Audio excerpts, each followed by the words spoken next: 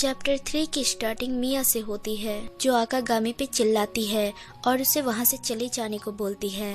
उसके ना मानने पे मिया एक शर्त रखती है, जिसमें कि अगर आकागामी हार गया तो वो उसका काट देगी। अब क्या काटेगी वो तो आकागामी और बाकी सबको समझ नहीं आया। खैर यूजुकी और बाकी लड़कियां उसे ये बोल के चली जाती है कि उसके साथ नरमी से रहना। यहाँ मिया बाहर आ जाती है, जहाँ उसके साथ कागुरा थी। अगले सीन में मिया और आकागामी की तलवारबाजी होती है, जहाँ वो उस पे हमला करने चाहती है, लेकिन वो उसके वार को हाथों से रोकने जाता है और मिया के सामान को पकड़ लेता है। ये देख मिया की हो जाती है। अब मिया हार चुकी थी, इसलिए कागुरा सजा देने के लिए बुक निकालती है, जो आकागामी यूज करने वाला था मिया के ऊपर, लेकिन मिया उसे छीन लेती है।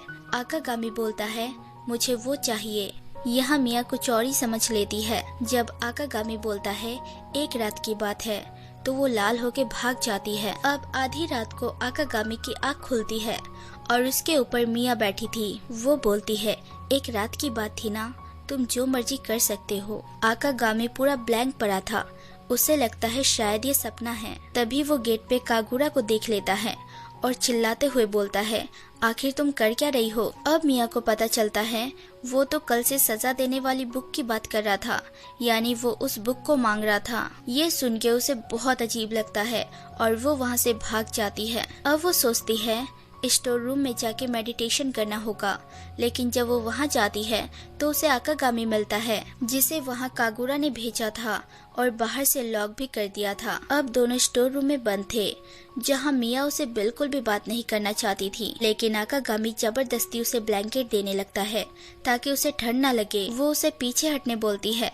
क्योंकि उसके करीब आने से मिया को कुछ हो रहा था। असल में मिया ऐसी इसलिए थी क्योंकि वो एक ऐसे परिवार से आती है जहाँ उसकी मॉम के पास 100 बॉयफ्रेंड थे। ये बात जब उसने पहली बार अपनी फ्रेंड से बोली थी कि वो 100 बॉयफ्रेंड कैसे बनाएगी, तब उसके दोस्तों ने उसका साथ छोड़ दिया। धीरे धीरे सब उससे दूर हो गए। तब उसे मिली कागुरा और उसने उससे दोस्ती की और उसे मिया ने बोला मैं 2 बॉयफ्रेंड बनाना चाहती हूँ। लेकिन तभी उसे इस टेम्पल के बारे में पता चला जहाँ मर्दों का आना मना था। तब वो कागुरा के साथ वहाँ आ गई, लेकिन जब से आकागामी आया था तब से वो कंट्रोल से बाहर होती जा रही है। तभी वो देखती है उसकी कहानी सुन के आकागामी रो रहा है। अब दोनों एक साथ रोने लगते हैं क्योंकि दोनों की स्टोरी सेम थी। आकागामी बोलता है हमें हार नहीं माननी चाहिए, हम दोनों को एक टीम की तरह काम करना चाहिए, जिसपे मिया रेडी हो जाती है और दोनों एक दूसरे को घूरते रहते हैं। अचानक कागुरा आ जाती है जो सजा की बुक लाई थी।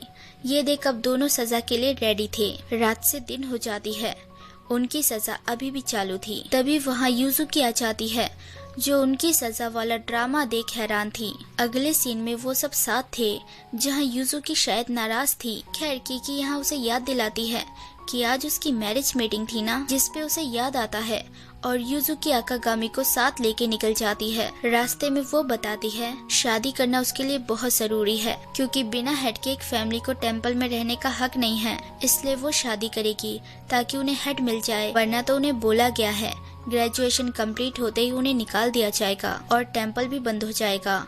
वो नहीं चाहती थी टेम्पल बंद हो जाए, इसलिए उसे शादी करनी थी।